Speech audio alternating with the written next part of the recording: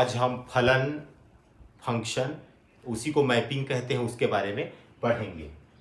जैसा कि एक सेट मान लीजिए कि A है और एक सेट B है। इस सेट में एलिमेंट है 1 2 3 4 और सेट B के एलिमेंट हैं 1 4 9 और 16। इन दोनों सेटों के बीच एक नियम F है। ये जो F है वो नियम ऐसा है कि f(x) = x²। इसका मतलब ये हुआ कि यदि हम x के स्थान पर 1 रखते हैं तो हमको 1 मिलेगा, 2 रखते हैं तो 4 मिलेगा, 3 रखते हैं तो 9 मिलेगा और 4 रखते हैं तो 16 मिलेगा। मतलब 1 का संबंध 1 से है, 2 का संबंध 4 से है, 3 का संबंध 9 से है और 4 का संबंध 16 से है। तो ये जो नियम है यही कहलाता है फलन। F को ही फलन कहते हैं, इसी को फंक्शन कहते हैं या इसी को हम लोग मैपिंग भी कहते हैं। मैपिंग भी कहते हैं। यूनिक इमेज बनना चाहिए। ये 1 2 3 4 ये 4 अवयव ऐसे हैं जो कि सेट A में हैं। तो सेट A के जितने भी अवयव हैं वो प्रांत कहलाते हैं, वो प्रांत कहलाते हैं, डोमेन। और सेट B के जितने भी अवयव हैं 1 4 9 16 वो सह प्रांत कहलाते हैं, सह प्रांत या को डोमेन कहलाते हैं। यहां पर 1 2 3 और 4 इन सभी का इमेज है, प्रतिबिंब है 1 4 9 16। तो ये परिसर भी है 1 4 9 16, रेंज भी है। यहाँ पर 1 4 9 16 क्योंकि इन्हीं चारों का पूर्व प्रतिबिंब प्री इमेज यहाँ पर सेट A में है। या ऐसा भी कह सकते हैं कि सेट A के जितने भी एलिमेंट हैं उन एलिमेंटों का, उन एलिमेंट्स का जो इमेज बनता है यहाँ पर 1 4 9 16 उनका जो सेट है वही रेंज कहलाता है। तो यहाँ पर कोडोमेन, पूरा कोडोमेन रेंज बन गया है। एक एग्जांपल और लेते हैं, जैसे कि ये एक एग्जांपल है 1 2 3 4 और दूसरा एग्जांपल है दूसरा सेट है A B C D E। ये इससे जुड़ा हुआ है, 2B से जुड़ा है, 2C से जुड़ा है, 3D से जुड़ा है, 4E से जुड़ा है। तो क्या ये फंक्शन है? ये फलन नहीं है, क्योंकि जो डोमेन है उस डोमेन में एक एलिमेंट 2 ऐसा है जिसका कोडोमेन में 2 इमेज है। 2 इमेज नहीं बनना चाहिए। यहाँ पर 2 का प्रतिबिंब B भी है, इसी 2 का प्रतिबिंब C भी है। मतलब एक अवयव का यहाँ पर 2 इमेज बन रहा है। तो ये फंक्शन नहीं है। यूनिक इमेज बनना चाहिए, एक एक इमेज बनना चाहिए। ठीक है, तो ये फंक्शन नहीं है। F इज नॉट फंक्शन, ये एक फंक्शन नहीं है। चलिए आगे बढ़ते हैं, हम लोग फलनों के प्रकार के बारे में पढ़ेंगे। तो सबसे पहला जो हमारा प्रकार है वो है 1 1। इसको एकाएकी फलन भी कहते हैं। मान लीजिए कि एक फलन f है जो कि A से B में है, तो ये एकाएकी कहलाएगा, 1 1 कहलाएगा यदि f(x) = fy दिया हो और हम प्रूफ कर दें कि x = y है, तो ये 1 1 कहलाएगा। या फिर यदि x और y दोनों इक्वल नहीं है तो हमको क्या मिलना चाहिए? f(x) ≠ fy होना चाहिए। तो ये 1 1 होने की शर्त है, एकाएकी होने की शर्त है, उसका कंडीशन है। ठीक है ना? एक एग्जाम्पल से इसको हम लोग समझते हैं।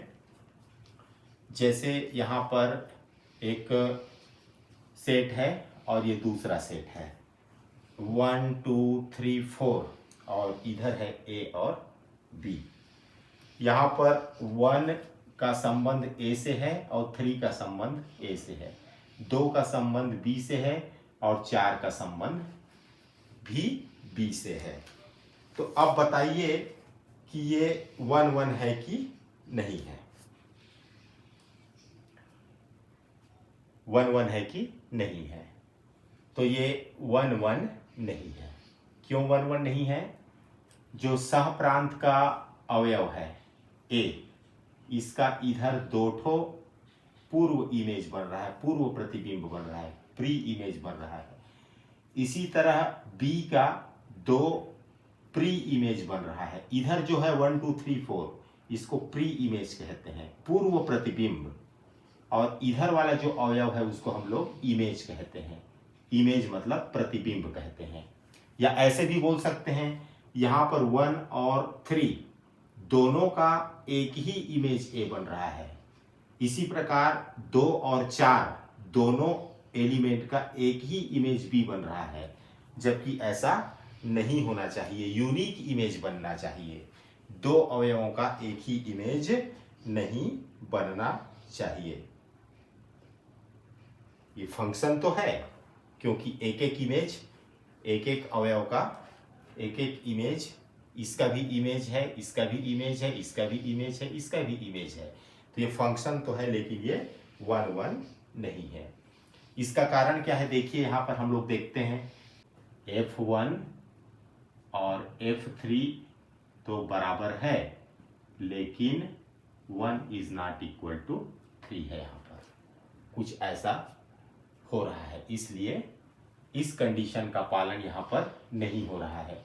यहाँ पर F1 और F3 दोनों को यदि इक्वल रखते हैं तो 1 इक्वल होना चाहिए 3 के, जबकि 1 3 के इक्वल नहीं होता, इसलिए ये 1 1 नहीं है।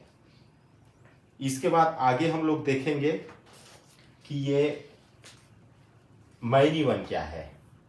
मैनी वन फंक्शन, बहु एकेकी फलन। मैनी वन बहु एकेकी,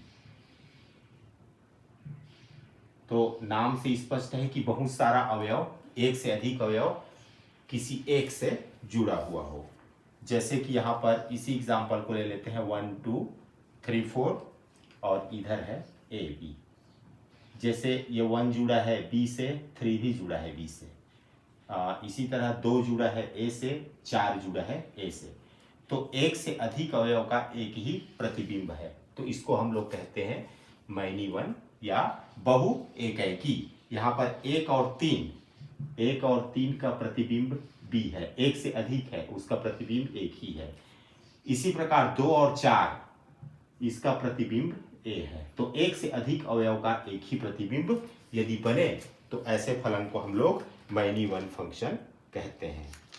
तीसरा प्रकार है इसका ऑनटू फंक्शन।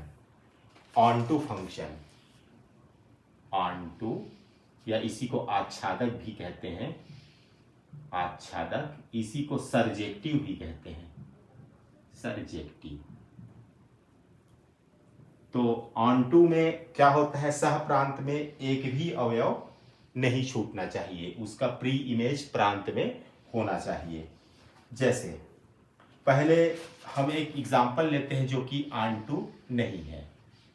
जैसे देखते हैं हम लोग 1 2 3 4 है ना, 5 6, इधर है आपका A B C D E F और G।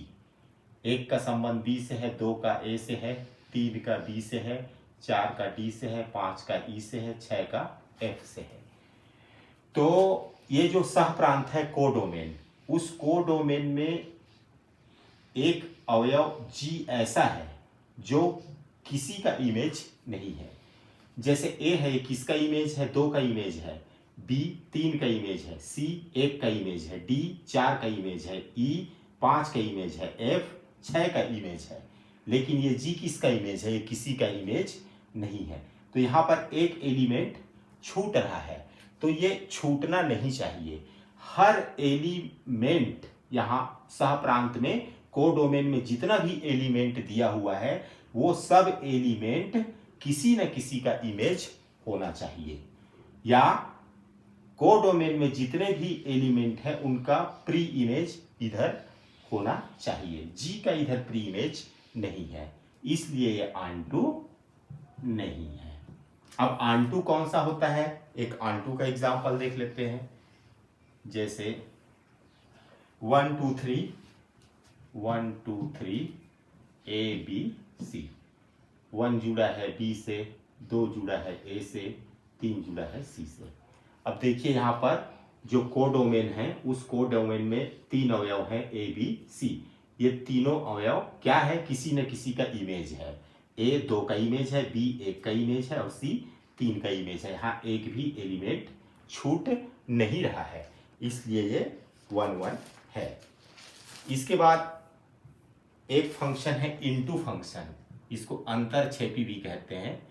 इनटू फंक्शन, अंतरछेपी, अंतरछेपी फलन। अंतरछेपी फलन में क्या होता है, जो इनटू नहीं होता, जो फलन ऑनटू ना हो वो इनटू होता है।